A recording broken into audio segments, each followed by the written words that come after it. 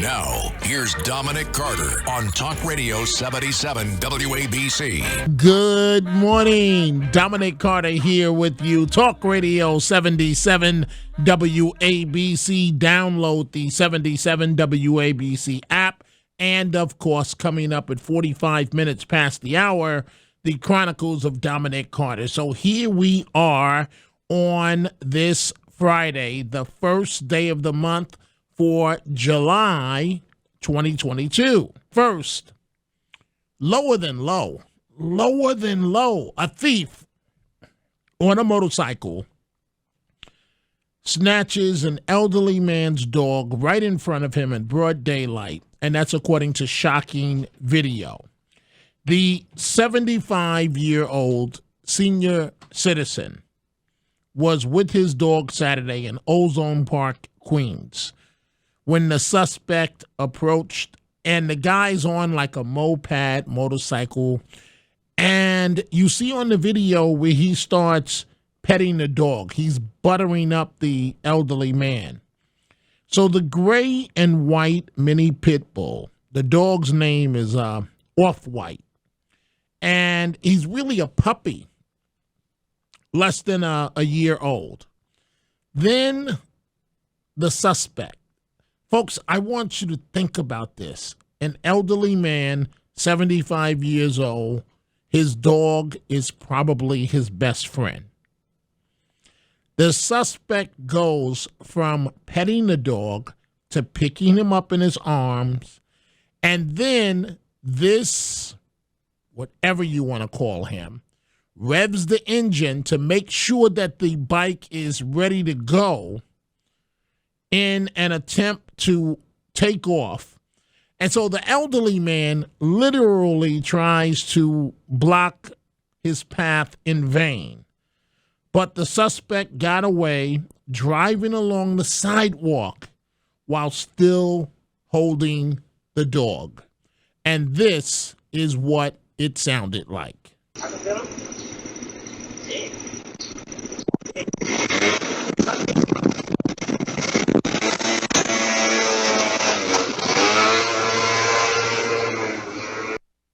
Who does that? Who does that? And I wanted to start with that because it bothers me. Many of you know that I recently lost my dog. And so dogs really are a man's best friend. And to do this to a 75-year-old man in Ozone Park, that's one issue on my mind this morning. Another, I mentioned yesterday the contentious city council hearing this week on Rikers. And things are so bad on Rikers where gang leaders run the prison, literally run the prison, forcing inmates to fight each other for their entertainment. That's how bad things are on Rikers. And people are dying left and right. Left and right. Rikers Island. The feds need to take over. It's that simple. Yes, Adams is new in his administration, but they're not up to the job as far as Rikers. You need a fresh start. So I told you folks a long time ago that I call things the way that I see them. Not based on what's popular with my audience as a radio host, but literally the way that I see them.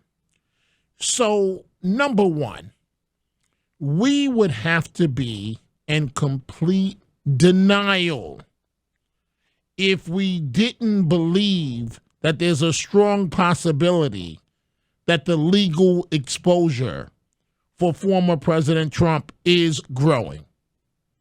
You would have to be in complete denial. But now hear me out. Hear me out.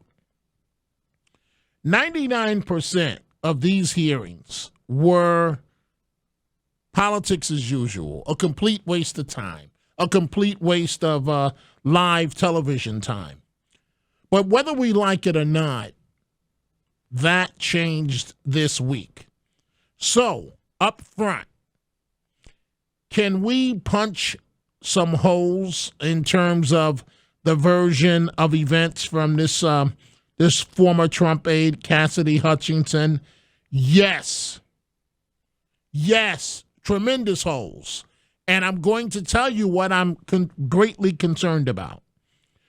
But whether we like it or not, she has already hurt Trump to a degree in terms of fundraising, in terms of polling numbers. In some surveys, DeSantis of Florida is neck and neck, if not outright, ahead of President Trump. Now, here is what scares me about her testimony. And I just heard one of the callers, and he was right in Rita's show. It's hearsay. You can't be an expert witness when all you're giving us is second-hand account. Period. That scares me. So apparently this top aide told her what happened, and then she tells the committee what happened. But how do you know that this prior person didn't embellish the story? How do you know that factually reciting the version of events that he got it completely right? Now, maybe he did. Maybe he did. But maybe he didn't. But the fact of the matter is, no matter how you look at this, President Trump has been damaged. And we'll see if he can overcome this. So Trump is accusing her of living in a fantasy land. And he's describing her, and I'm about to go to your telephone calls, as a social climber, and discounted her allegation that he lunged at a Secret Service agent. And so he laughed off some of the suggestions by her that he tried to overpower his protective detail and drive the presidential SUV. And he did make a valid point.